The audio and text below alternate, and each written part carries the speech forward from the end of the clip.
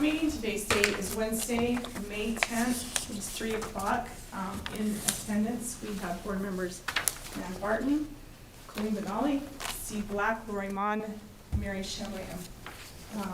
Nelson Yellowman is going to join us virtual, but is not on yet. And we also have Superintendent Nelson and Tyrell Pemberton, our business administrator. So we need to approve our agenda so that we can get started. So if I can get a motion to approve the agenda. I move to approve the agenda. Do I have a second? I'll second. Okay, any discussion? Okay, all in favor? Aye. Okay. We will move to our San Juan Quest update, and we'll turn the time over to the superintendent. Thank you. Okay. You know, we have our San Juan Quest model on our poster, and it's in all schools, and it's right there in our boardroom. And we have those main systems of support we're trying to build in the buildings and see evidence that are supporting student achievement and helping our students. And we have tremendous things happening in the schools, and our staff and in our schools are amazing and is exciting to see. But one of the areas that I think sometimes is overlooked is the support that supports those efforts in the school. And that is the district administration's team's job to support what happens in our schools. And I want to highlight that team, that district administration team. I get to see them work on a daily basis. I get to know very with great detail the effectiveness of what they do in their jobs, their professionalism.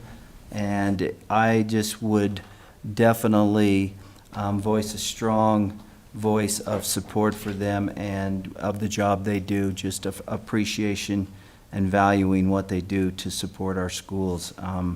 You know, quite often, you really don't know what happens in those jobs unless you sit in one of those chairs. And that sometimes is a negative thing, in that much of our public sometimes will question the value of those chairs. You'll often hear maybe a statement made of, you know, are those jobs even meaningful? Are they rocking chair jobs, I've heard said before.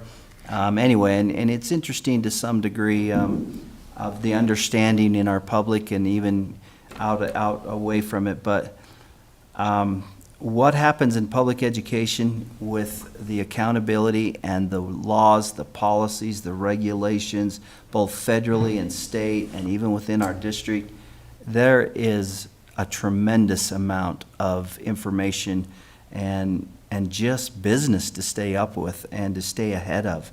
And I think it's actually quite a compliment that we don't know so much about some of these jobs, because I can tell you if they weren't being done well, we would know real quickly what's not being done well.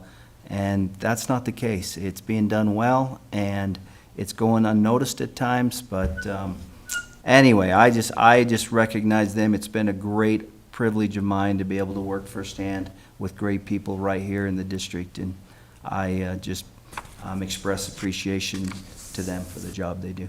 Okay. Thank you. And we also echo your sentiments with them and know that they work really hard, so thank you.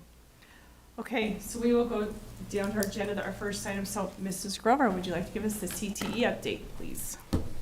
Thank you for being here with us. Thank you. With new board members and all the great things happening in CTE this past year and 2 years, I haven't approached you guys for a long time, so I thought it'd be a great idea to give you all an update on what was happening in our schools in current technical education. This PowerPoint is for those who may not be well versed in career technical education, have some of the definitions that are crucial to what we do that drive career technical education, explorer courses, concentrator courses, pathway concentrators, pathway completers. So I just wanted to make sure that you have the opportunity to review those before you looked at some of the information that was in this presentation.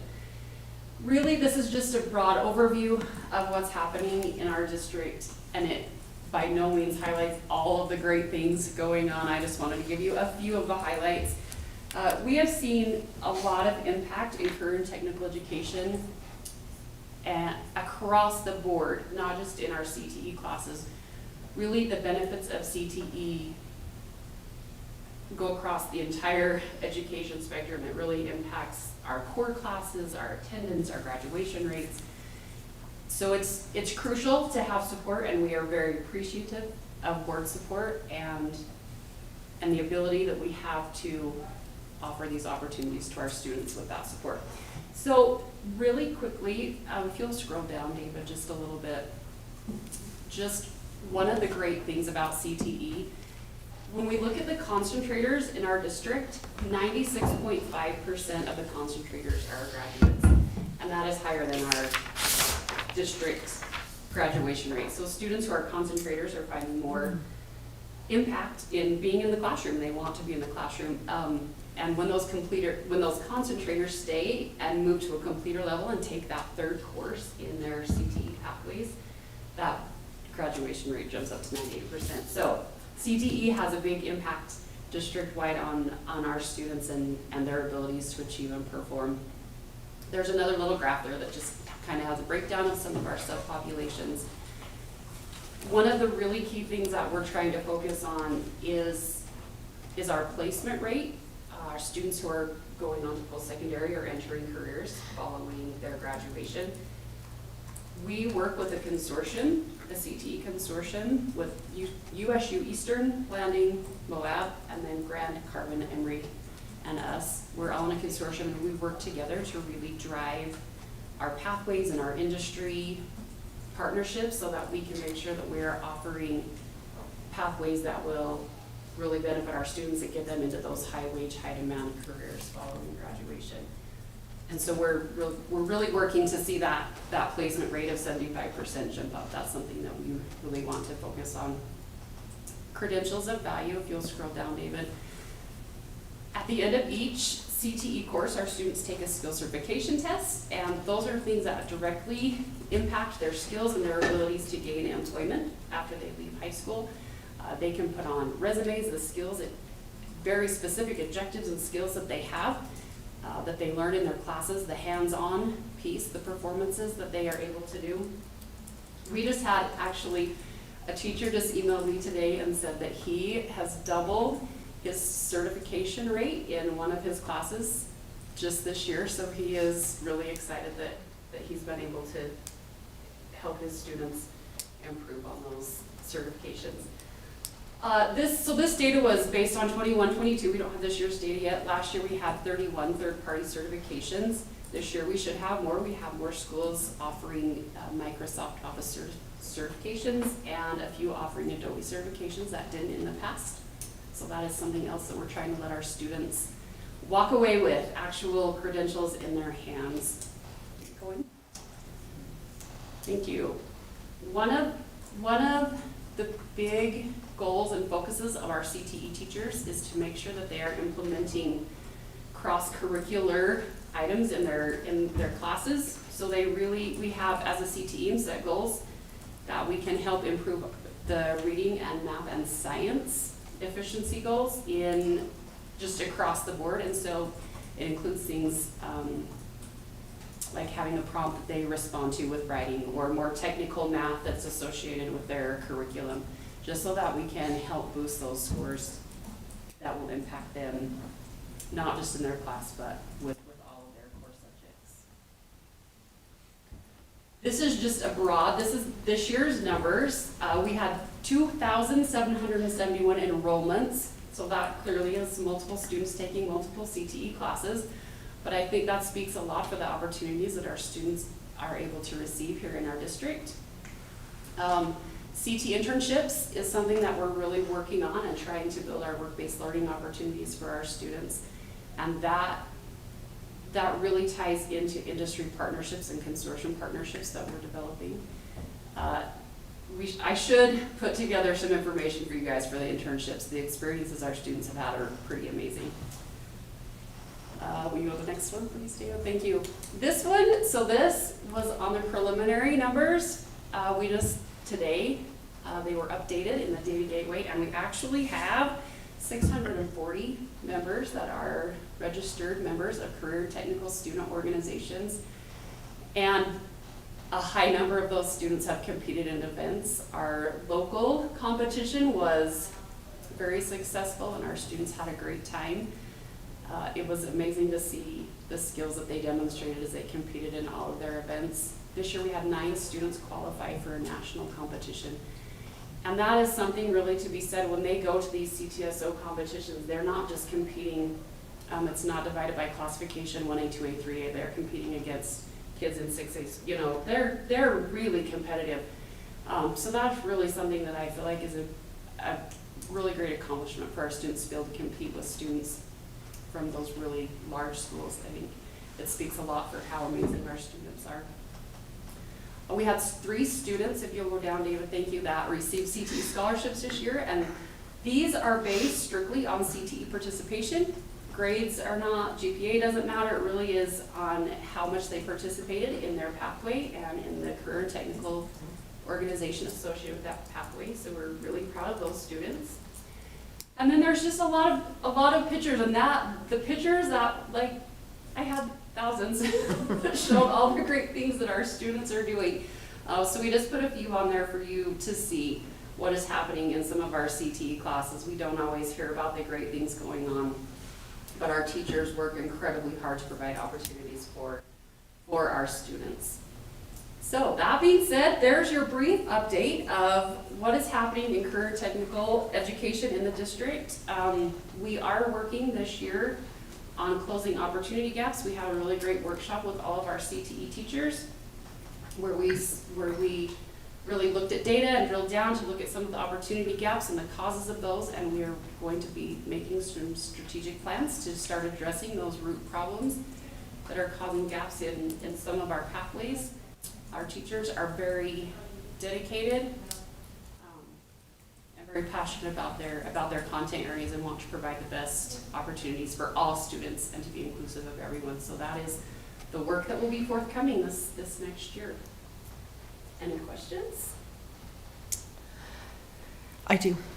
Do you, so do they get an orientation, say in 8th grade, so that they are prepared as freshmen to start in some of these programs, and that's their, we used to have the SEOP, that every single year, now I can't remember what it's called, I kind of get stuck in old language, but. Yeah, so every school does things a little bit differently. In Blanding, the 8th graders go on a tour, and they tour all of the, Tyro's done that as a teacher, brought them into his classroom, and they see what pathways are available there. In all the other schools, we have pathway cards that show all the pathways, there's posters that kind of have pictures of what those pathways could include, some of the jobs they include. But a lot of it really is given to them in the CCA classes. CCA curriculum is really designed to help introduce them to the clusters and the pathways that will be coming in high school. And how are the parents informed before their kids start as freshmen so that they can help them guide that determine too. and Yeah. say, this is, the kid's like, oh, and the parents like, no, this is where I want you to, Yes. So we have given presentations at CCR Days for middle school parents. Some newsletters, some emails have gone out. It is something that we're working on. We're trying to be very strategic in incorporating our work-based learning time position of JJ's position to make sure that he is going to be able to be in schools and help that happen. Honestly, that is one of the biggest things that our teachers, when we talked about it in our training, that we need to be better about marketing all of our programs to parents and making sure that they understand the benefits of these pathways and which pathways are available in all schools. So that's something that we're still working on. There's a lot of room for improvement there. Can I share something? Yes.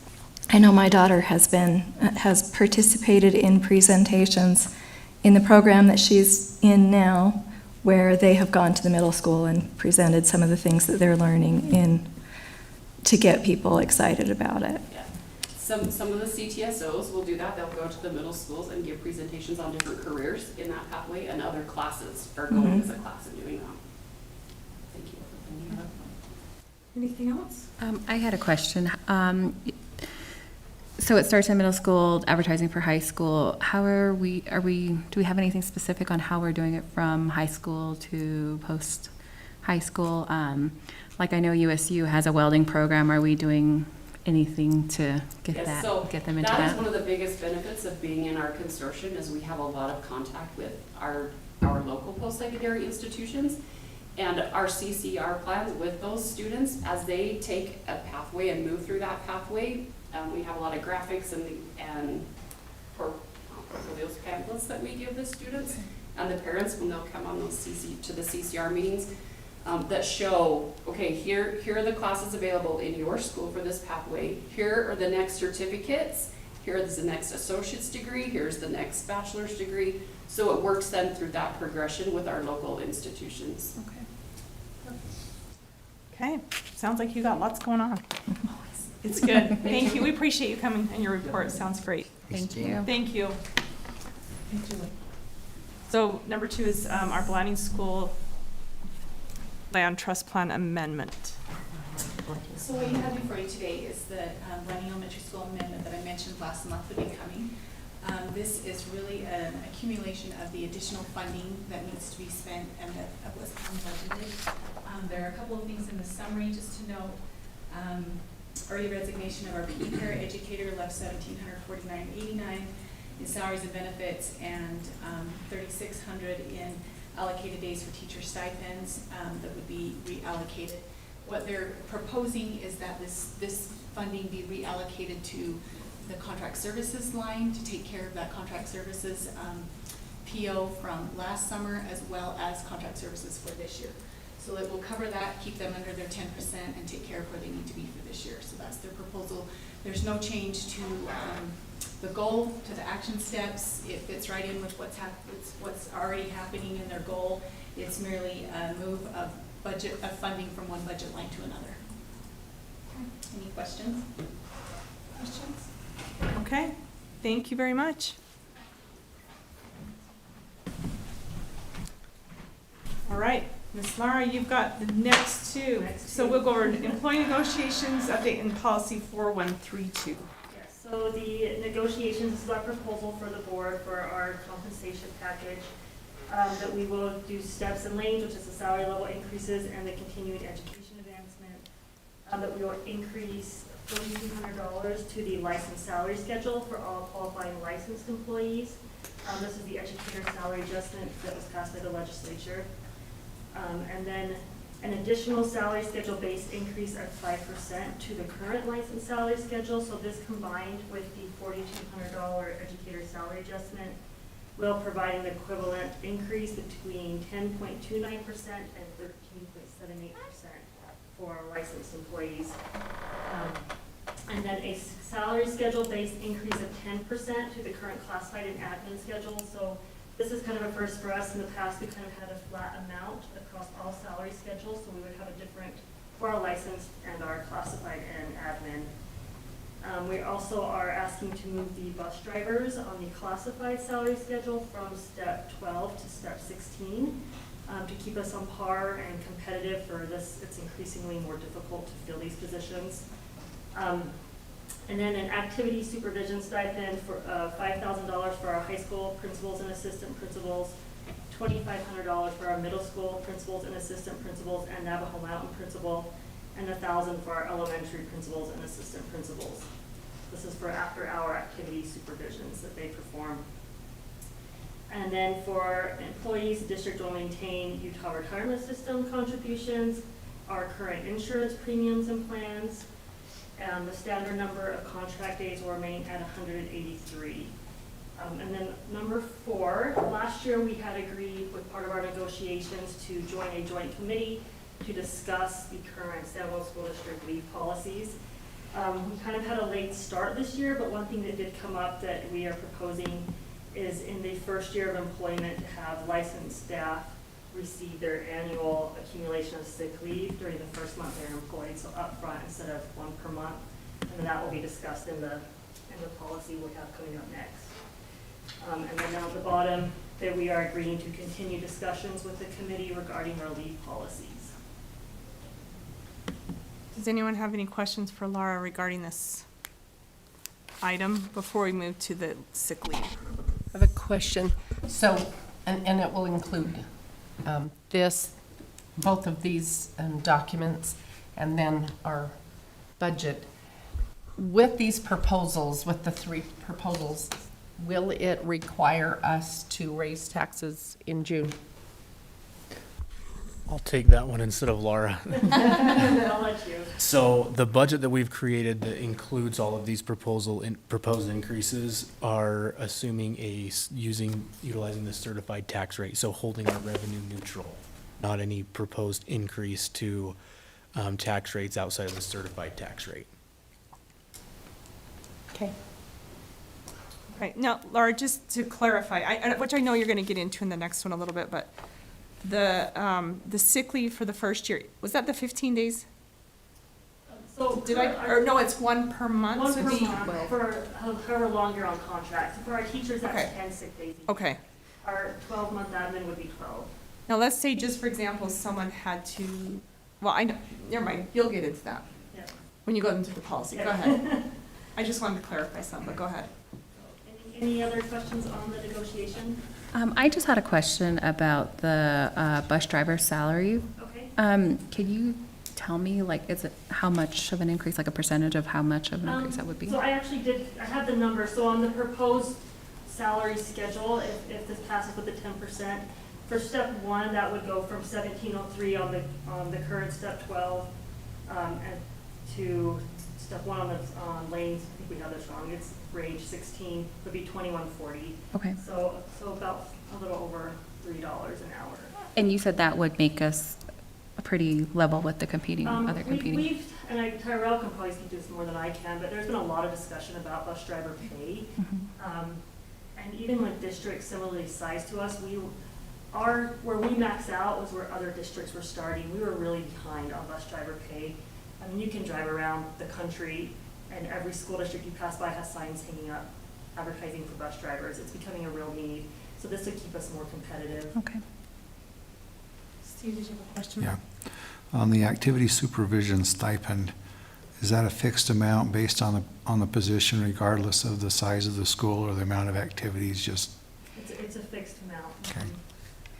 So the only school that would be different is, so we specifically put Navajo Mountain with the middle school. Based on the amount of activities. Is there activities? that They are- have far less. Yes, living out activities they hold. Okay. Okay, all right, do you want to move to the next one? Yeah, so our next one is policy 4132. And on the red line, you can see that we are only adding a sentence and a half in there. So if the licensed and administrative employees of the district in their first year of employment will be awarded their first year sick leave accrual in total at the beginning of the year. After the first year of employment, sick leave will be accrued on a monthly basis. So that is the only change. Instead of our first year teachers earning 1 sick day every month they're on contract, they will get their 10 sick days at the beginning of the year so that they can use those. And then when they start their second year of employment, it'll go to the month to month, just like everybody else. It's just become we see a lot of our first year teachers take a lot of leave without pay because an illness comes up and they haven't had time to accumulate any leave. One thing I would speak to in most of these major changes, like activity pay in this, is we took a really thorough look at how we compared with LEAs across the state and even rural LEAs across the state. So we really wanted to look and just kind of make sure we're staying competitive in all areas, and that led to the bus drivers finding that we were way off on there. The activity pay, we're nearly all LEAs had some form of activity pay for their administrators. And then many, I wouldn't say all, but I do know many we saw that were trying to be mindful of their first year employees and the challenge of accumulating enough sick leave to deal with things that come fast. We know there's a little risk here. There's a little risk. You could have an employee that we could end up in a negative situation with, leaves us early. But we really feel like with the benefit to what it will do for the majority of our employees that we never have leave us early. They come and they work well and they're great employees. The benefit far outweighs the risk. And that's what I think you're seeing other districts as well are coming to that conclusion, and we believe that as well. So we are recommending this. Okay. Any questions from the board? Got it. I kind kind of do. How would you, I mean, I know it's going to be the responsibility of the employee themselves, but should somebody take advantage, how, I mean, would that be something that would be difficult to regulate or to watch over, or? They would be given it up front, so the only risk we're really taking is if somebody left us Okay. before the end of their contract. Okay. And with teachers, that's pretty rare. Okay. All right. I've seen. Oh, so another question, and it ties into this because the money that we spend here also is included in our annual budget, and it, well, on this contract, it talks about federal income impact aid funds. Have we transferred any of the money or the percentage that we use from impact aid to facilitate salaries ongoing? Or is the, so generally we have a formula. We've worked on a formula from impact aid. Is that being adjusted to make this happen? No. Okay, thanks. Okay. I think that's it. Thank you. Appreciate your information. All right, so we'll turn the time over. Is it, Tyrell, are you launching into the budget first, or is it superintendent? Number 5. Let Tyrell go. I'll take it. Okay, you can have your mic. All right. Fight over this. Miss Nelson's. Okay, this is our first look at the annual budget. We will obviously see this again in June when we adopt the budget and set our tax rates. And we are still waiting on data and information from the county. I'll just go over a couple of highlights from the budget book that you have in front of you. Before I do that, just a quick question, just as a board. I don't know that it needs any action, just some feedback about, in the past, we've done a budget book for you. Would that be valuable to the board? If we do that again in the June meeting, would you like to see a hard copy budget book for the June meeting once we have the updated information? Is on an individual basis, I can reach out to you, and if you'd like one, we can get you one, and if not, then great. I mean, that is a slight expense, and so if there's someone that doesn't really use it, doesn't want it, we'll avoid printing one. But if there's someone that would like one, we would absolutely be willing to print one out for you. I mean, there'd always be the digital copy, but Yeah, you're we'll asking. always have the digital copy that we'll So include. I would kind of like to request maybe if there's some things we need to really be aware of, or there have been big changes or whatever, that maybe that could come out a week before board meeting, so that we could then refer to what would be in that budget book. So personally, I don't need one printed, but it'd be nice to say, hey, check out this on this page, just to be aware of it before you get here. But that's just my preference. Okay. Well, I can reach out to each of you individually too, if that's easier, if you'd like one. I know we have a couple of new board members that it may be really valuable to have a hard copy, easier to kind of work through. So we can do that. Yeah, I was gonna say, it's the proposed budget that I would probably like. It would be helpful for me to have this printed as soon as possible, so that it is easier to review. I don't usually like paper copies of anything, but I do like a paper copy of this.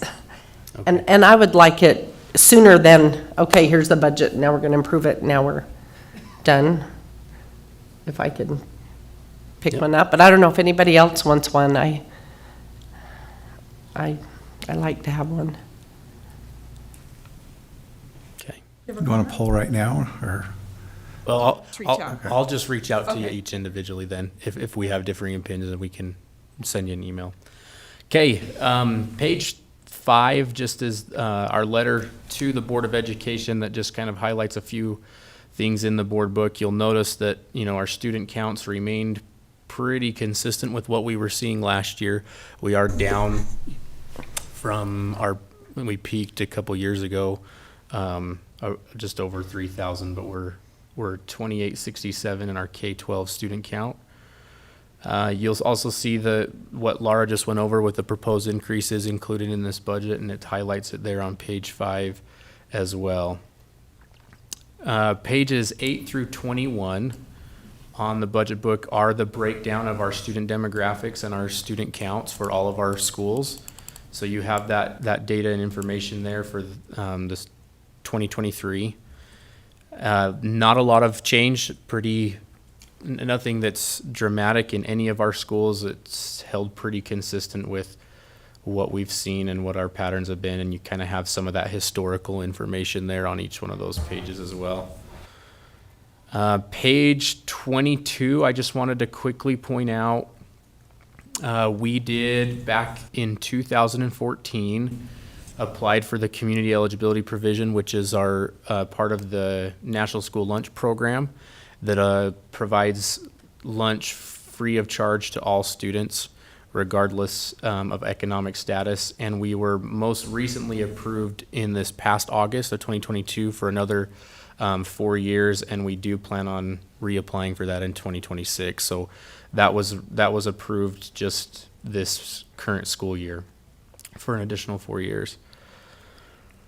Page 26 through 37 are your school allocations from the district, what we provide, supplies and equipment and the formulas that are used to provide those budgets to the schools. Textbook allocations, there's all of those are there. We did want to highlight one thing that is included in this budget is on page 31. So all of those school allocations did remain steady and consistent with our formulas with how we've done in the past, except for on page 31, which is our activity allocation, where funds are sent to the school to help with different costs associated with extracurricular activities at our secondary schools. And we've increased the base allocation this year to provide additional help and support to our secondary schools with the extracurricular activities that they're providing for our students. So that's the one significant change as far as the school allocations go, and you can find that on page 31. Pages 44 through 48 do represent our updated property tax valuations and rates, and you can see and for those that are new to the school board, if you haven't seen before, San Juan School District remains one of the lowest in the state as far as assessed valuation per student and property tax collected per student. And we are right around the same spot we were the last few years as far as what our property tax rate is across the state with the other districts in our state. And so I think we're sitting at number 11 as far as this current year, what our tax rate is. So that is all updated, those pages there with what our assessed valuations are and our property tax rates across the state. Pages 49 through 52 are kind of what Mary, your question was referring to.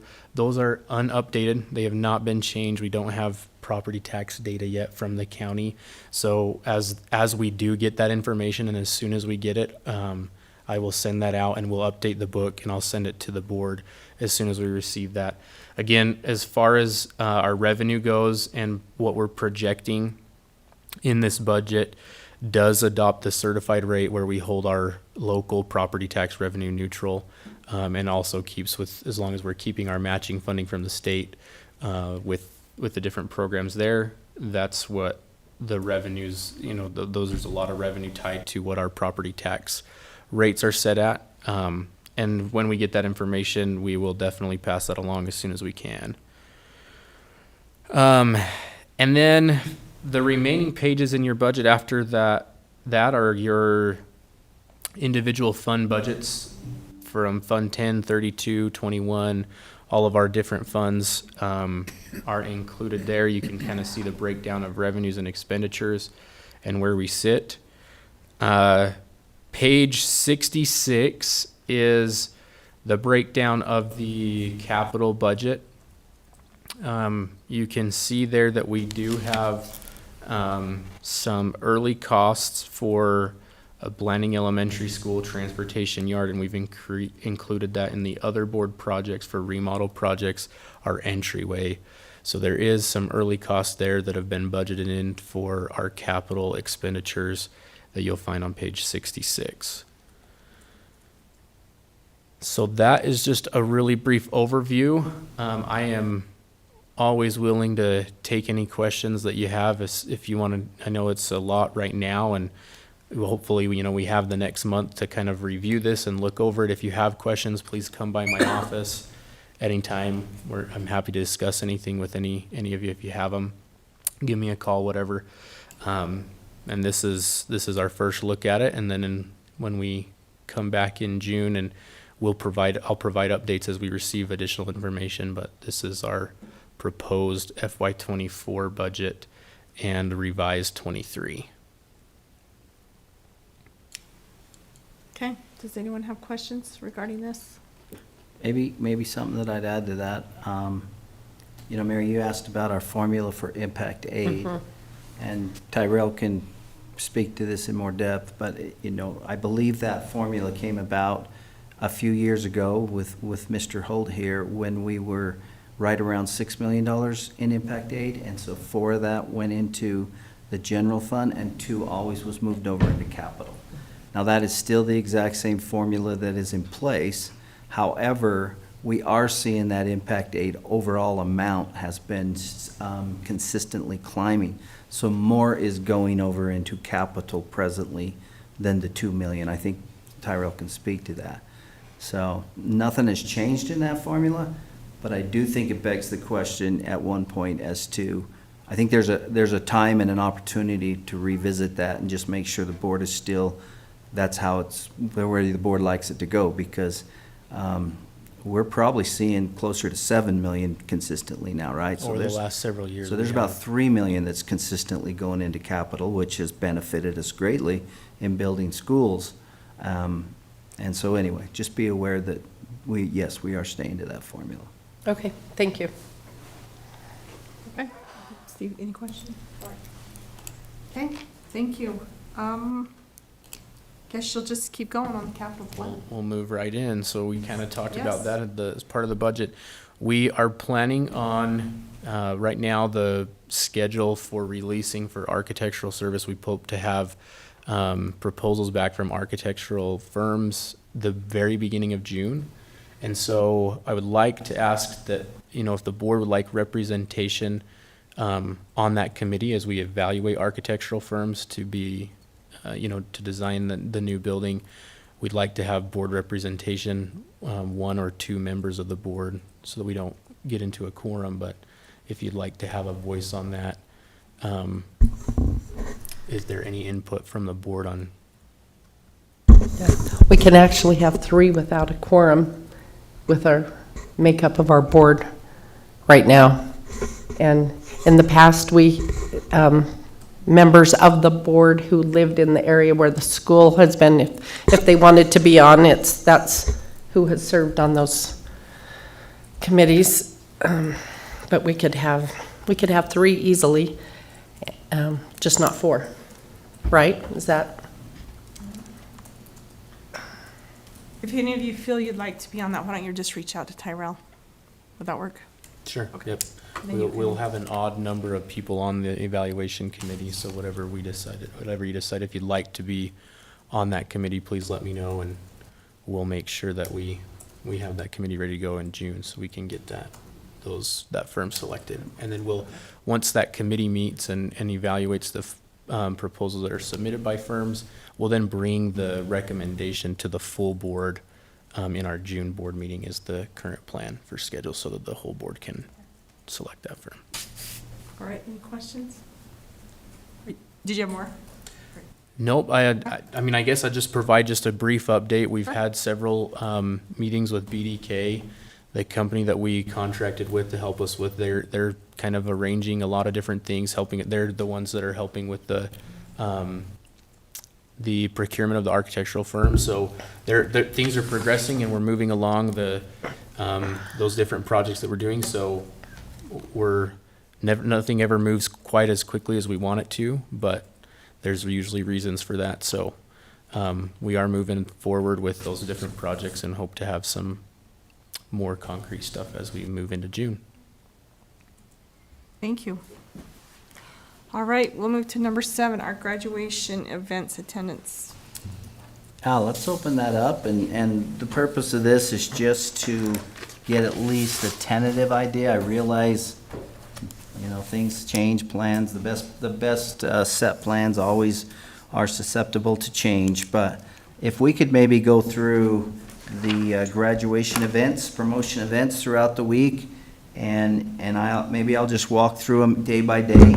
And if you are planning on attending at this point, know you are, maybe just raise your hand, and between Eva and I, we'll try to get a record. If we can let the school know, they can plan on chairs, they can plan on knowing who's there, that sometimes is very helpful to them to have an idea. And plus, I think it's good for us to also visualize the representation of the board throughout the district, so.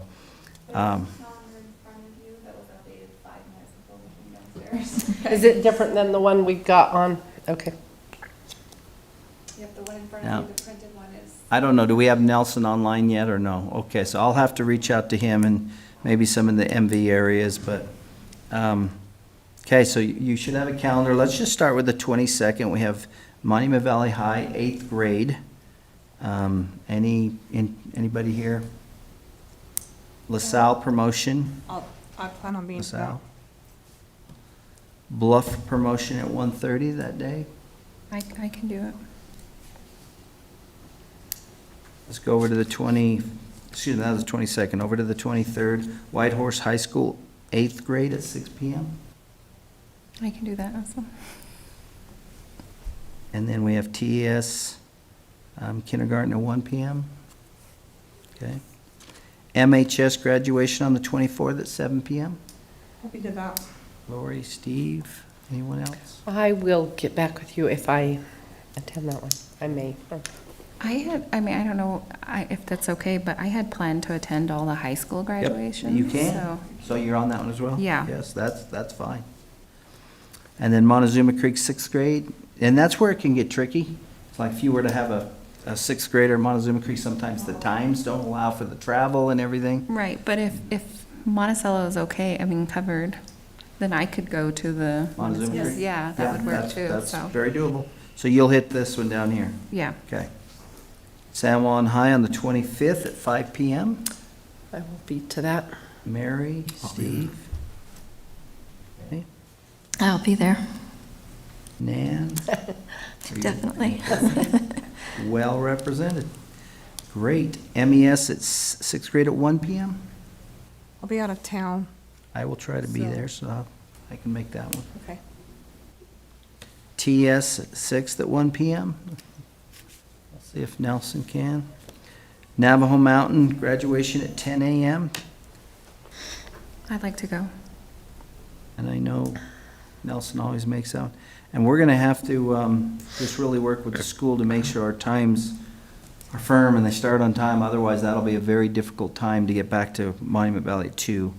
But 2 o'clock, are you coming back to Monument Valley? Yeah. I'm sure Nelson will be to those too. Anyone else? Okay.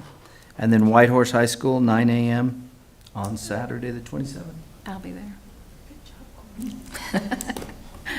Okay.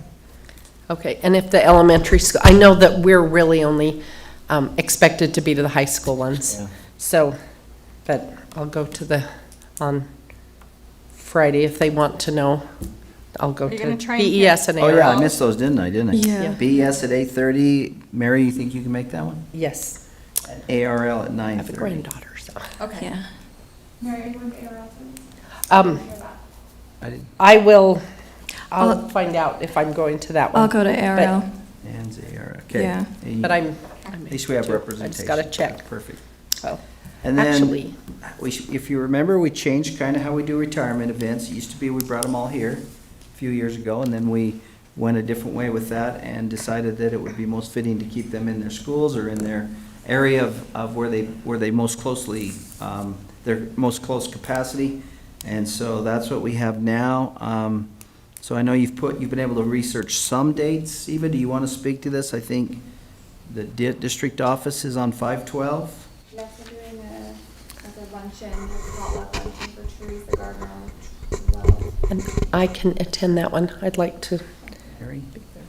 Yeah, I'd also like to Anyone else attend would like that. If you want to come. Yeah. And for the Garden Valley Elementary, they're doing a luncheon at Homestead. And if you plan to go to that, you need to let me know so we can pre-order your meal. I would like to attend that. She was my mentor teacher. Oh, that's Yeah. great. Cool. And so Larissa spent 90% of her time in Monument Valley, but moved to a district office position just before retiring. Marlene is retiring from Monument Valley. I haven't been able to contact, well, I spoke briefly with Karina, but she's got some pressing events happening right now for her, so we haven't secured a date or time for any of those events. I spoke with Trevor briefly because Larissa transferred into his department, and he said he was willing to collaborate with Monument Valley and celebrate the two together if we wanted to in Monument Valley. So once I hear from Karina with confirmation, currently the plan for Marlene in Monument Valley is to give her gift and recognition at the graduation. There's not something separate planned. I don't know if, that was from Ryan Carlson, I don't know if Karina will adjust that or change that. So that's kind of why those two are TBA. With Gary's being in Navajo Mountain, typically that is Nelson's one that he attends regularly, but there's a few options that Christy gave us. We could utilize a portion of principal's meeting since he will be possibly coming up, we're not sure. He'll do that or attend it virtually. Potentially at graduation, if that becomes not an option, so we kind of have some backup plans. Or if Gary comes to principal's meeting, we could do it there. If not, we'll try graduation. Or if Nelson prefers, or if any of us prefer, we could travel to Navajo Mountain on the 15th in the evening where they're doing a staff luncheon / dinner. So I guess we'll reach out to Nelson first, unless there's anybody here who I can check with Nelson. will desire to. Okay, Okay. thank you. Very good, thanks. That should get us well represented. Thank you. Okay, let's move to number 8, stakeholder surveys. Yes, board, you have in the executive portion of your agenda, you have the stakeholder surveys for our administrative team. Stakeholder surveys were also done on teachers. We have right around 200 teachers, Laura, or more. And so to put those all on there, you would have had a lot to look at. And so anyway, we have our admin team on there. And if for any reason you wanted to see any beyond that, that could certainly be made available. So, and if you wanted to talk about any of these, I think that would be appropriate for a closed session, and we could certainly do that. But just so that you have that, I think what we might also want to talk about is just the process and the time of our stakeholder surveys. Be aware that the history of our stakeholder surveys, let me just give a little bit of where we've evolved from. You know, these came about by a law that through the evaluation system was put in place. Time flies, I don't know, I'm guessing 10, 12 years ago. And all of a sudden, a portion of the evaluation system that was now in law, 10%, could be used from stakeholder surveys. Now, stakeholder surveys can look a lot different than what they have. They have a variety of ways they can look. So we need to be careful not to have a paradigm where this is what a stakeholder survey looks like. This is just one example. A survey that a teacher sends home to the parents or to the students, and they bring it back in and work with their administrator, could be a stakeholder survey. So it doesn't always have to be this type. When this law was passed, there were some opportunities financially, I believe, for companies to realize, oh, districts are going to need, you know, this. They're going to want to try to make these convenient and effective and efficient. And so a couple of companies started promoting ways that you could make this very easy and effective. Actually, the University of Utah had, well, Utah State in the beginning had a program that we tapped into, then it transferred over to Utah State. But both of those universities had a system and a stakeholder survey that you could get a hold of and ship out, and the data was all segregated very nicely and was user-friendly, and we loved it. We spent a fair amount of money to support it, but it was still, we felt like, very reasonable in cost for the benefit, and so we did pay it. Well, they dropped that program, and I think as more and more districts developed their own program, it wasn't as financial, there wasn't the financial need for companies because more and more districts were coming up with their own system. They were developing it and putting it in place. A few years ago, pre-COVID, we launched our first go. When they dropped it, we decided, well, we'll develop our own. And David could speak to this because I think he let out on it. And we launched our first stakeholder surveys that looked very similar to what you see here. And we sent those out, and I think time-wise, we sent them out in the spring, right? We've generally sent them out in the spring, even pre-COVID is when we did those, usually early spring. We tried to give enough of the year. If it was a new teacher, you wanted to give it some time so that the stakeholders actually had opportunity to work with that employee on that staff member for a while. That was the thinking. And then when COVID came, everything was off the table. And then after COVID, we had a tremendous amount of transition in our district with HR office and some other things. So we missed last year. We were very much already targeting to be back up and going this year. We had a couple setbacks, but getting back into it. But we now are back in. Every intention is to continue now with this survey. Again, this example of a stakeholder survey, and to continue this. But I think what could be talked about is the timing of it. If the board found this information to be effective and you wanted to see this information at any certain time of the year, that can be adjusted to meet the needs of the board as far as helping you work through the process of, ultimately when you look at a renew or non-renew list, you ultimately, that the weight of that decision comes to you. So anyway, I think that's a fair discussion to have is, do you see value in talking about where this might ought to fit in or what best serves your needs? If you remember in our last meeting, what I was a strong advocate of is improving our process to the point that you're getting the information you need in a timely way to see the entire picture. We can never put the entire picture out completely transparent. There's laws and rights that protect a lot of that. Much of it can be, but some of it can't be. But you as board members, you do get the entire picture. I think it's critical you get it at the right time and in the right means to help you make these difficult decisions. So I'll turn the discussion over now. I'll be quiet, and if you have any questions, I'll try to answer them, but go ahead. Does anyone have any comments?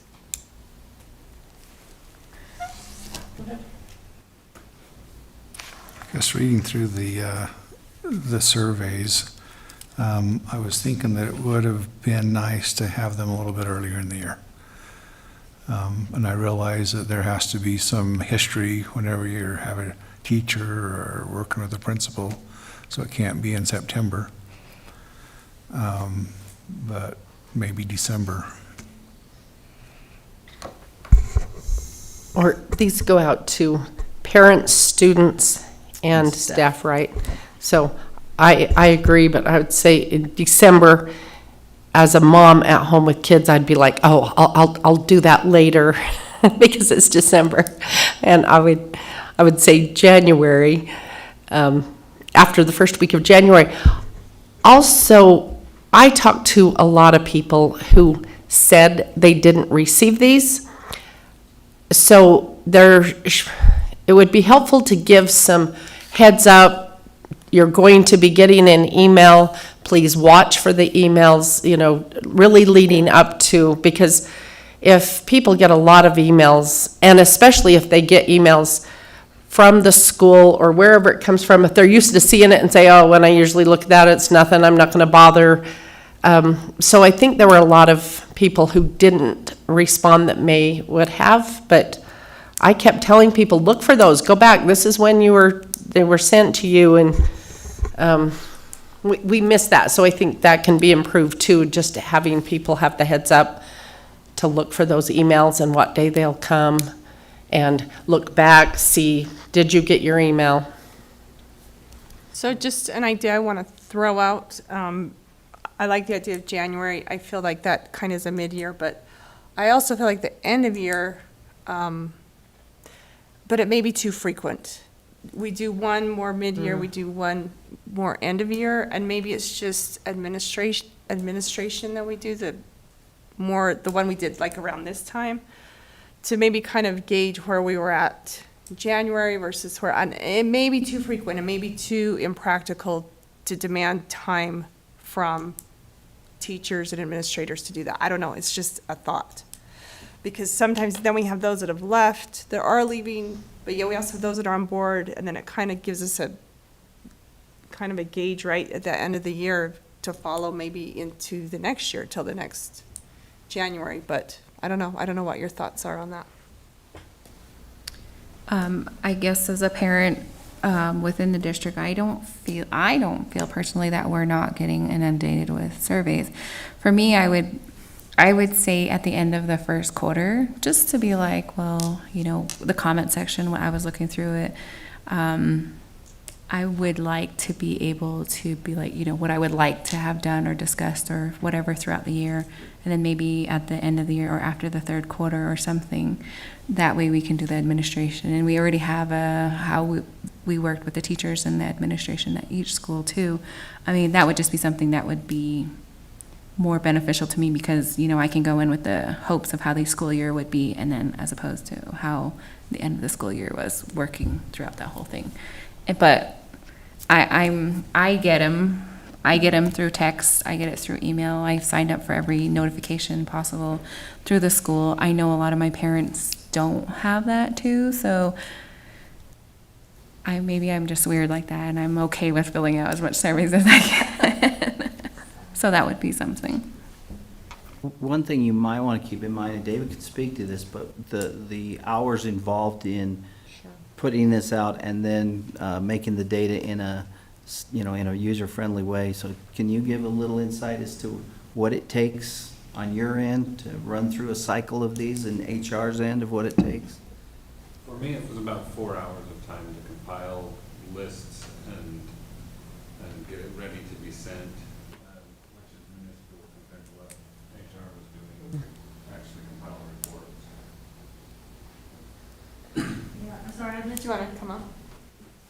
The question was just, hours spent Yeah, we on don't- I this. was just here taking notes. I don't know if I missed the first part. I came in when Mary was talking about the advance notice. So yes, I agree that needs to happen. Well, no, what hours do you How many think? hours? Do you think I it takes know. your office to? If they were to do this more than once a year, we're just kind of looking at what is the hours involved. For this particular survey, it took over 5 minutes per teacher to extract that data out into the format. I would want to know the input from the school too. I know they're using these right now for their end of year reviews, but how often they would be able to use that data in a good way too. But it was time consuming. It took them probably a good 2 to 3 days to extract all this data. Yeah, and that's the thing we don't want to do. We don't want to take away your time from things that, another thought would be is to do the one earlier for everyone, the one later, because I feel like with the teachers, I feel like with our assistant superintendents and on down, they're supervising that whole aspect of that survey information we get back on the teachers, and then it is referred to us. So I don't know that we specifically need the teacher part, but. So I feel like if we have more than one a year, it might water down how many people respond, because I think, oh, well, that's okay, because we'll just get another one in my email. And so if they know there is one time a year that you have the opportunity to give feedback. And you're not going to get these every time you turn around. So let's get as much feedback as we can, give the, prior notice, even have kids send, in elementary school. I know it doesn't work in any of the upper grades, but the younger kids with a note, come home, watch for an email on such and such day to the parents. That's how a lot of parents get some good information. But if it were coming too often, I think they would say, well, I'll just respond next time.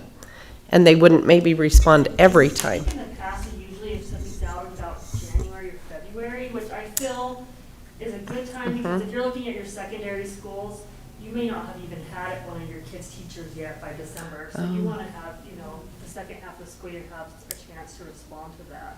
So if we send them That's out true. in January, could we have the results by Oh, yeah. February, or would it be till March, usually? We can have them we can decide how long the survey stays open and start pulling that. Okay. I would say mid to the end of January when it opens, like you mentioned, you want to be able to see that next teacher if they're switching teachers. But if it would be practical enough for it to go out 1st of February, maybe if people, February 1st, you'll get an email. That's an easy date to remember. Watch for February 1st, surveys are going out, and then have it open for, 3 weeks or whatever. But we have the 1st of a month. The only thing is, I really would like that feedback prior To our non- board meeting before, right, March. So that's the only reason I'd prefer maybe in January. mid-January, January 15th, middle of January. So, I'd like a specific date and to be consistent with that, because people who have lots of kids in school, they may be watching for it if they, from each year. It's just everybody's lives are so busy, so crazy. okay, so I think we're probably thinking that January. Okay, and we can bring that up the closer it gets. Okay. All right, thank you. Okay. All right, we actually need to jump down to our school report, so Ms. Shoup, come on and enlighten us. Slow. It's okay. How are you? I am fantastic. How are you all Great. today? We're glad you joined us. Let's just pull this up real quick.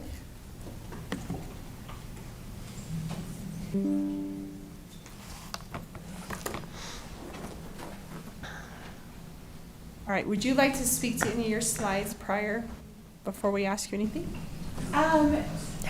Not so much. We did start benchmarking today. We were super excited with some of our data coming in.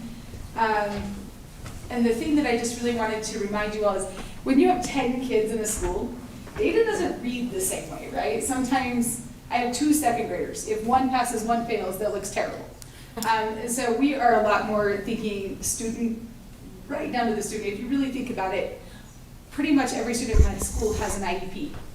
That's not true, not a paper one, but we sit and we talk about every single student every single week. And so when you look at our data, it doesn't always relate in the same way. Okay.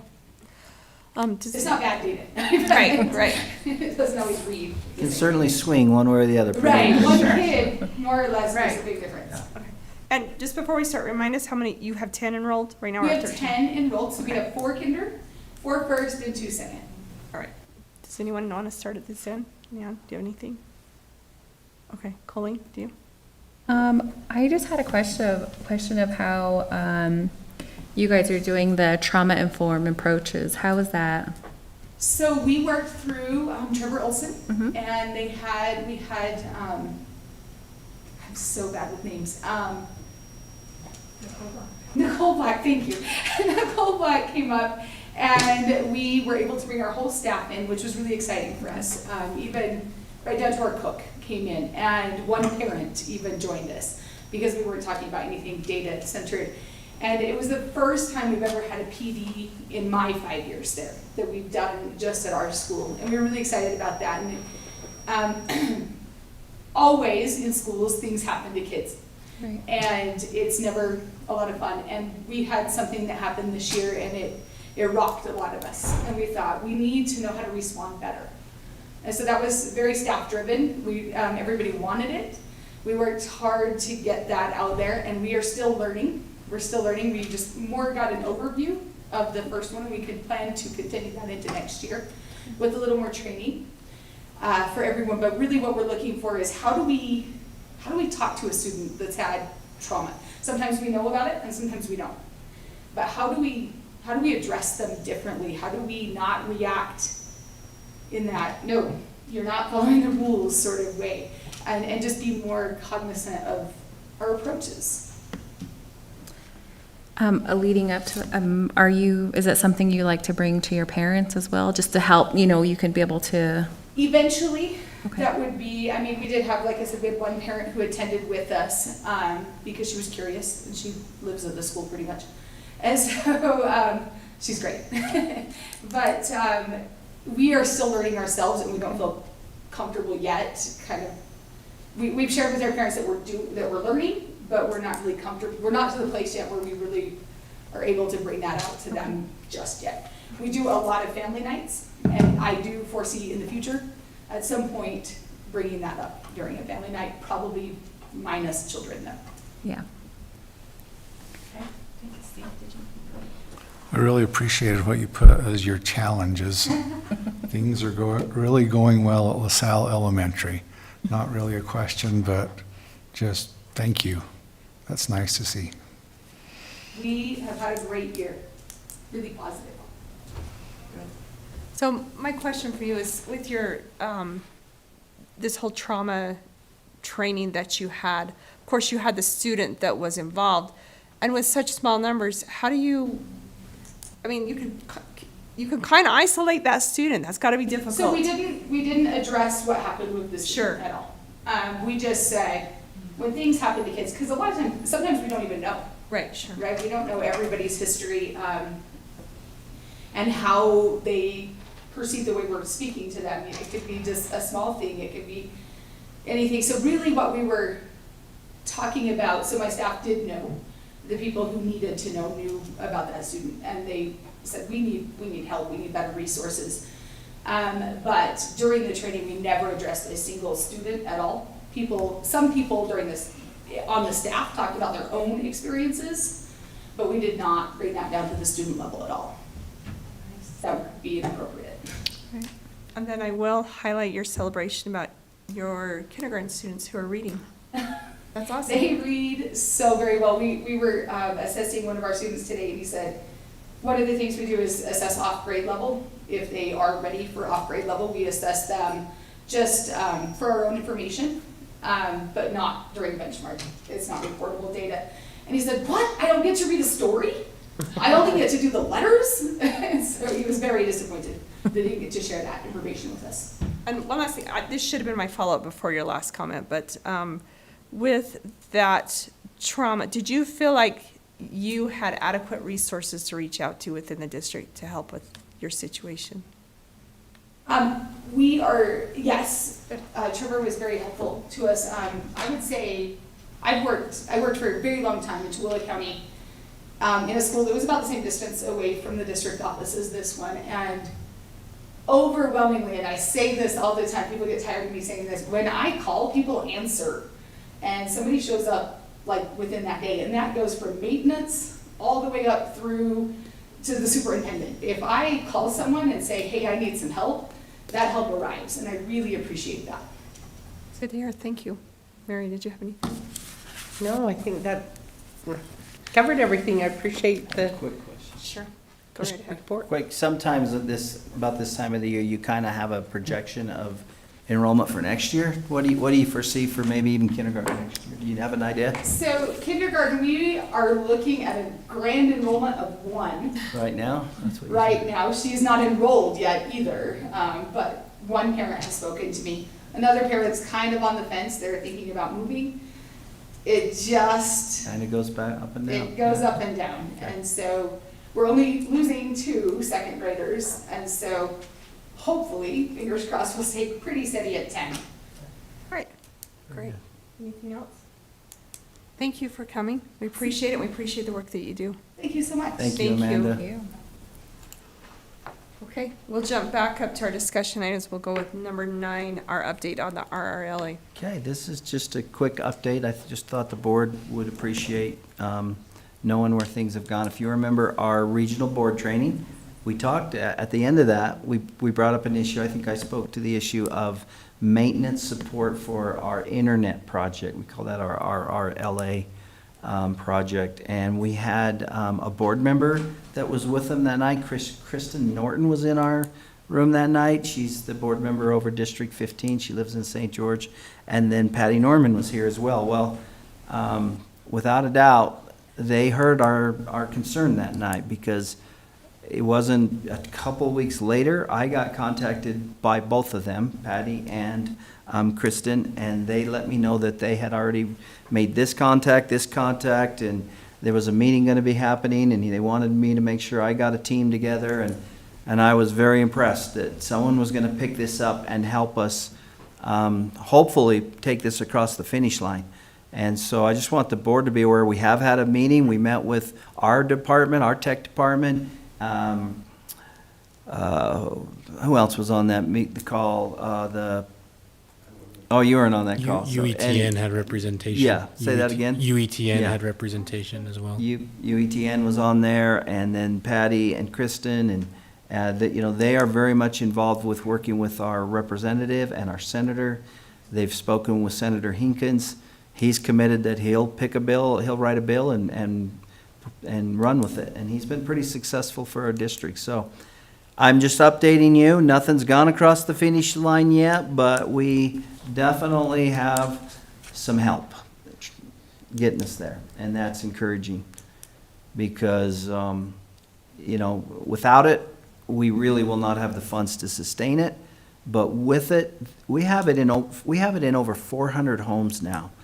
Our internet is going in over 400 homes, so students can log on. There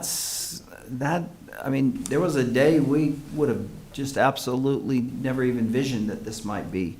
All we ever talked about was the divide, the digital divide, the disparity, the inequity of that. And this has been a tremendous help in all those areas. But hanging on to it and keeping it going is going to be the challenge. Anyway, just an update, very positive. I'll try to keep the board updated as more happens. That's great, thank you. Any questions?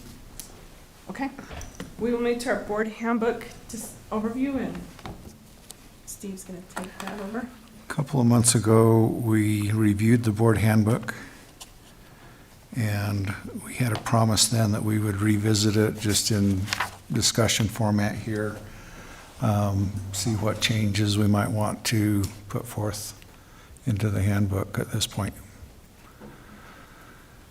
Now, you did recommend 3 changes, and those should be reflected in the most recent copy. One was just deleting the heading that had nothing under it, and one was changing the we to I in the reading at the very end. Anyway, there was 3 of them that should be reflected. Page numbering, I think. Page numbering, thank you. So is Barb. Anything else that we changed, or everyone's had a chance to look at it? Because this is on as an action item tonight if nobody has any other changes or suggestions. There is one thing that is inconsistent. Okay. Under board president, the responsibilities of the board president, first one, in consultation with the superintendent, prepared the board meeting agendas. And then over on, underneath meetings and agenda development, the superintendent, in consultation with the board president, prepares the agenda. Oh, it's the superintendent in consultation with the board president, is how it probably should read. Because Well, they know what is coming up and what's kind of coming down for us to discuss. So obviously, when we meet, there's a somewhat prepared agenda. Are we talking about 2 different things? One being what's on the agenda, and 2, actually putting the agenda together? Because I think without a doubt, the superintendent puts the agenda Prepares. together, and Yes. I bring that, and it's approved, but I still bring it. But the process of getting things on the agenda might want to be, or does that come only from the board? But it No, does it say that all addresses board that. members can Mhm. do that, so. Right. Yeah. Anyway, any way you'd like that to read.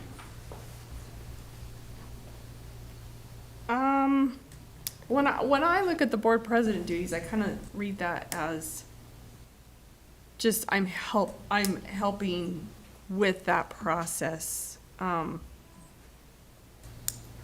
Let's see, and then, There's some formatting, I mean, some of those under like board president, some of them had periods, some of them don't. I don't know that that's, you know, it's not that important. I guess But- I didn't notice it, so I think it's pretty safe however you choose to put it in there. I think it means the same thing, Yeah. that they help because the board president could, but, yeah, it's okay. But on the flip side, if you have somebody like me and I'm reading that, I'm like, so who does what, where, you know? I don't know if we could get more clarification on that. Well, Right. oh, go ahead. So, I guess I would submit that since it is a board meeting, the primary responsibility to ensure that an agenda gets prepared lies with the board president. Yeah, that's true.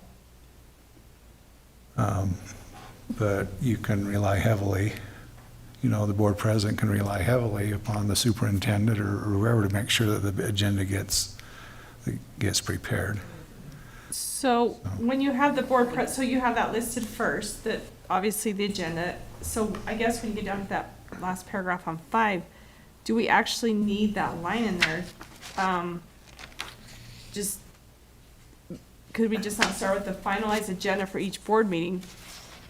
Da-da-da-da-da, because then we know that it was the responsibility of the board president to make sure that was done. Do we really even need that first line in there?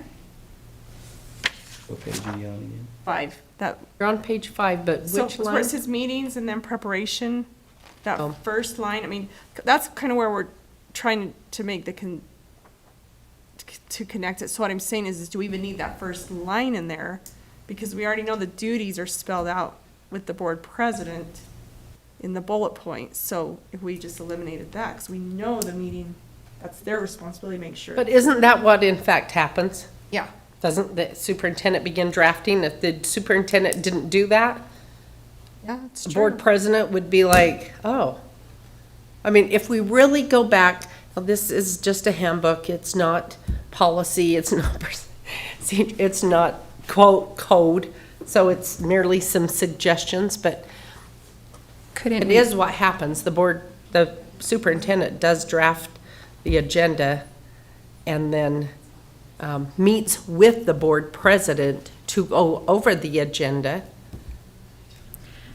That's also what happens, right? So, Instead of having it under meeting and preparations, we could always put it under the superintendent. I mean, would that be Yeah. too? At least his roles clearly.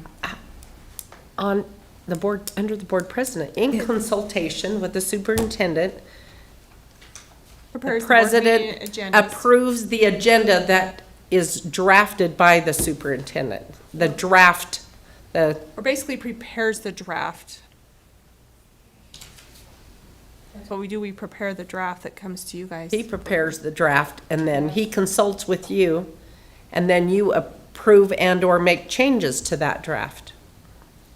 So I would say under board president, maybe clarify exactly what that bullet point is and pull that line out under the preparation of the meeting. Or what's your suggestion? Yeah, let's hear your I've already said suggestion. my suggestion.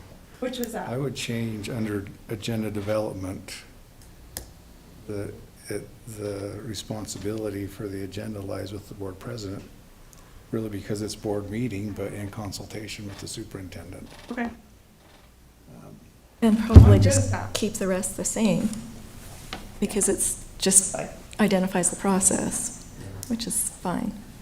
Because it just says opposite things there with those two sentences. I think we just need to make them the same. Ruin?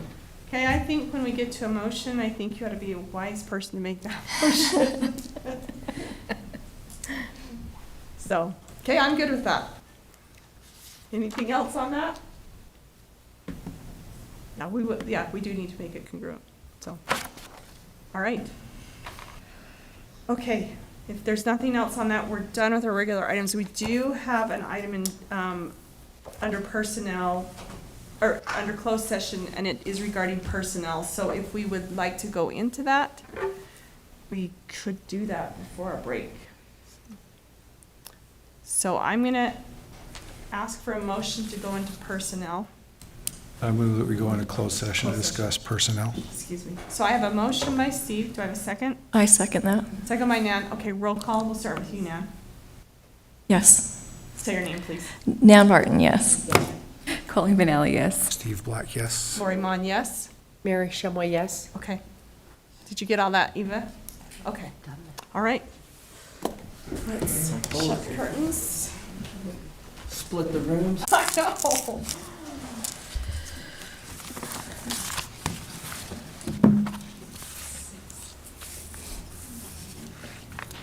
I'm working on it. We're like a minute behind. Now we're late. Stream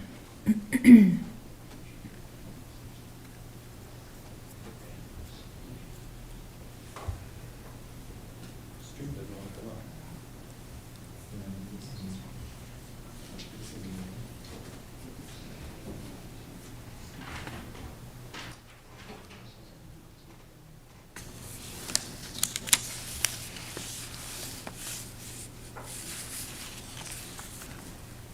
You're good. We are good? Okay. All right. We welcome you back from our break, and we are here for our public portion of our meeting, and we will start with our San Juan Squared Recognition Awards. So we have two individuals tonight who we would like to recognize and offer our thanks to, and the first will be McNeil, Crank, and then we'll go with Conan Benally. So McNeil, if you'll come forward. Are you ready? Did you need to wait for someone? Okay.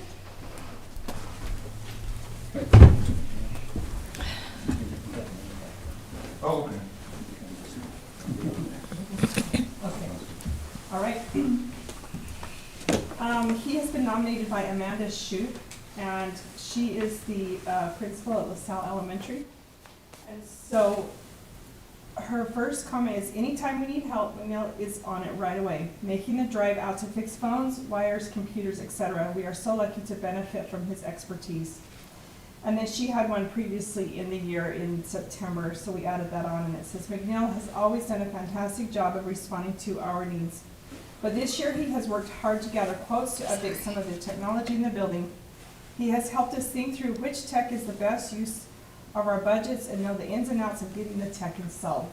And I know you do that also at the elementary school. You do a great job, so thank you. Thank you. All right.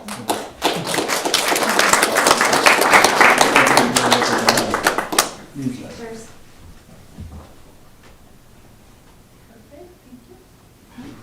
Thank you. Appreciate it. Thank you again. Appreciate all you do. Okay, you may come on. All right, come on. Smile, Conan. Brother and sister, right here. All right. He was nominated by Jennifer Johnson, the district office building. Conan has rescued several activity groups this year when there were scheduling or other problems. He has gone above and beyond to get the groups where they need to be safely and on time. After putting in his normal hours and then some, doing his day job, he has put in hours and weekends as an emergency bus driver. Thank you, Conan, and all San Juan School District drivers for taking care of our scholars. So that was also put in by Kim Schaefer as well. So thank you so much. We appreciate everything you do. You've done an amazing job.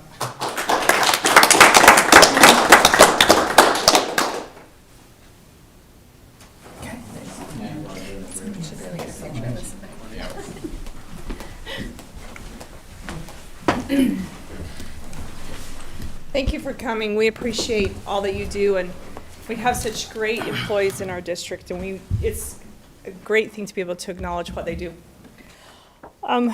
we will now go to our citizens' comment, and so I'm just going to read a paragraph to preface it. So the purpose of the San Juan School District Board of Education meeting is for the board to conduct its business in public as provided by law.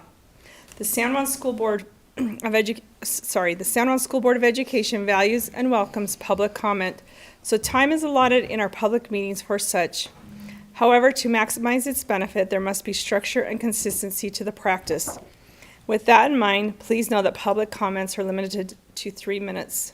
Speakers may offer objective criticism of school operations and programs, but complaints about school personnel or other persons will not be allowed. Individuals expressing comments should not expect an immediate response from the board. Please understand that the public comment period is not a debate, an interactive question and answer session, or dispute resolution forum, but is an opportunity for you to express your comments, suggestions, and concerns to the board for our information and consideration. A member of the district staff will respond to patrons who request a follow-up meeting or information. So with that being said, our only comment tonight is Rich Monson, so if you'd like to come up to the podium, please, and we'll give you 3 minutes.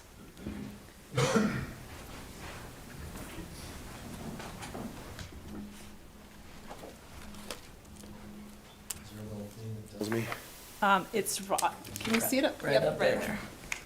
Going, all right, so I just want to take a minute. I don't know if I'll be able to come next month because I've got some things this summer, but I wanted to let you as a board know that the San Juan Education Association is grateful for all you guys do. We know that there's a lot of challenges that you do, and we wanted to express our appreciation to Superintendent. Over the last, gosh, I don't know how many years I've been involved with this, but he's gone above and beyond to help work with us and to facilitate meetings and to always do his best for the teachers in this district. So I wanted to give a big appreciation to Superintendent, to all of you guys, and thank you. Thank you. Thank you. We appreciate you coming. Okay. We are finished with the public portion of our meeting, and so we're going to move to our consent agenda. You're welcome to stay while we finish our meeting. You're also welcome to leave if you prefer.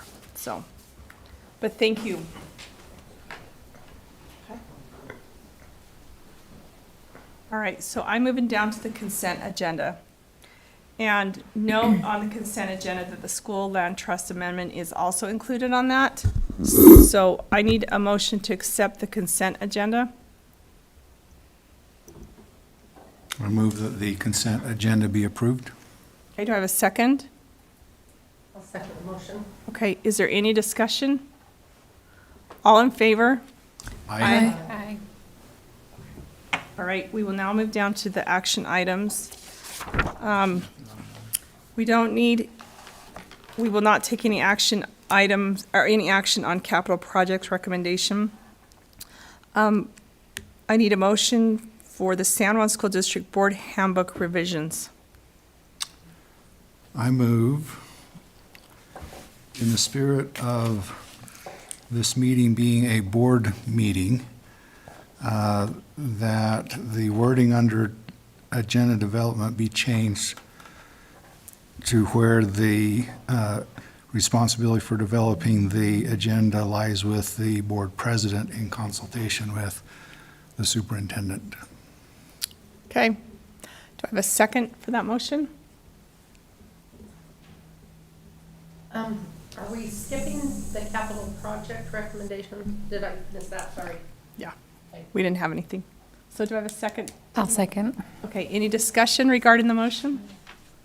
Okay, all in favor? Aye. Aye. None opposed? All right, our next item is the employee negotiation that we discussed earlier for the 2023-2024 school year. If I can get a motion.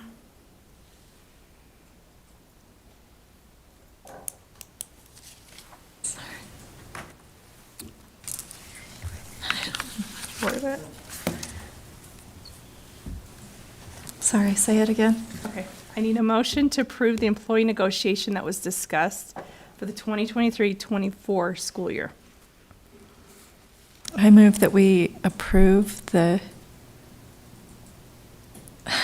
Sorry, I still don't Okay, know just quite say how to word it's it. the negotiation agreement. The negotiation agreement, Okay. as so I have- discussed. Okay, so a motion by Nan, do I have a second?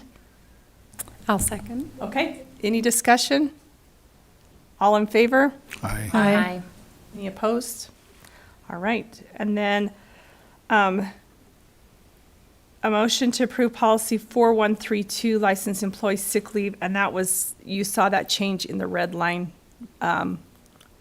draft that Laura presented. So if we have a motion for that, I'll make a motion to approve the policy 4132 licensed employee sick leave. okay? Motion by Colleen, do I have a second? I'll second that. Okay, any discussion? All in favor? Aye. Okay. All right, and then we'll move to information items and turn the time over to you, Superintendent. Okay, so for number one, you have the graduation schedules. We've gone through those, so I won't repeat that. May 26th, last day of school, just be aware. We talked a little bit, I think, in a previous board meeting about the effective teachers bonus. Talked about how, and you had a list on the executive session. So the date that has been set and the time to make it public and to go in teachers' rooms and to brighten their day with a pretty good bonus is going to be May 15th, and that's a Monday. We'll start with Albert R. Lyman at 11 a.m. So if any of the board members want to be a part of the little group that goes into the rooms, you'll just be at the office at ARL at 11 a.m. We'll meet right there, and then we'll make a couple teachers there happy. And then from there, if you want to be involved, or if you just want to do the Blanding and the Monticello different, but anyway, then we'll go over to Monticello, and we'll start at MES at 1 p.m. in the office there. We'll be in that school, and then we'll move over to MHS. And also, in conjunction with that day, and I think it's less tentative than when I put this agenda together, it's pretty confirmed now that Governor Cox will be at MHS on May 15th, approximately at 2:30. This is part of his tour. He wants to get into all districts, and Weiss Monticello High School, 100% his choice. Yeah, I think it fits into his schedule of traveling. He's heading to Grand right after that, but he will be there for an hour and a half is all, and he will meet with some students, and if any board members would like to be a part of that, if you will let me know, because that was one of his requirements, is that we keep a list of everyone that's going to be there from either the school district or the board. He'd like to know, which is just a very formal process. So that short term, with so much going on at the end of the year, I know that's what other school districts or maybe some other people are concerned with, is his announcement that he's coming, and it, fits into the. This has been in the works for a while, actually. Commissioner Adams, no, Oh. I had notice of it probably 2 months ago. And then, of course, you were told Yeah. to, but It was That was on a tentative, but yeah, it fits in. They're fine. They've been able to, actually, they've actually embedded it right into the government class. They've asked for questions from students, so the government class has been able to kind of fit into that, and actually fits a little niche there.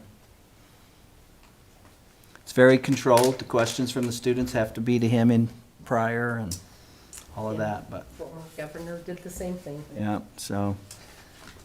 But he will be there, and if you would like to be a part, like I said, if you'd like to be a part of that, just let me know, and we'll go from there. And then our next board meeting is June 21st, right here at the district office, and that is, in that board meeting, we do a couple of things that we do because of our Native American policies and procedures. We'll look at our participation data, and we look at the questions that have been submitted. We give formal answers to those, and we'll go through that.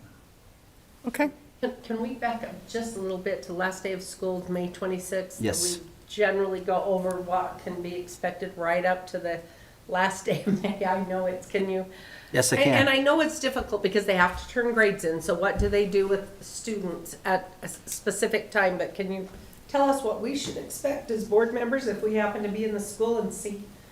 Well, I'll be honest, I do think you will see a different look that day. Not element. just that day, but the Oh, week before. we want, my word and our position has been, we keep instruction going as to the very last possible time we can. Because we need to, number one. Number two, our discipline problems, if we just turn things over to nothing happening, our discipline problems will multiply very quickly. We'll pay for it one way or the other. So our message is you keep instruction going, you keep high expectations, you keep structure in the classroom, and we keep it right up into, even into that last week. Now, the last day of school, still, something has to be somewhat structured. It will definitely look like a last day. I do think you'll see a different look in instruction. But, and I will let you know that there's always this dilemma of, we've got lunch, and then do they have to come back right after lunch when every kid wants to just leave the building? And I have said this, and if the board wants me to backtrack on this, I certainly will, but my direction has been, as far as the last day of school, communities need to act in this, they need to all be consistent, and they need to make sure stakeholders are well informed, but they can release either at lunch, which is noon, or the regular time, which is like 1:10. And there's just sometimes a real problematic on that last day of getting anyone back after lunch. So I think there's some sense to that if parents know and everyone's informed, and it's not one school in a community is doing it one way and another school is doing it the other way. They need to be consistent, and word needs to be well communicated. So you might watch for what each community is choosing to do. But we What should. will buses do? Buses will, but Conan will be working with the community schools, and they will adjust to that time. Okay. And that's another reason it has to be consistent, It's consistent. because they're also sharing buses, so one can't do just one or the other.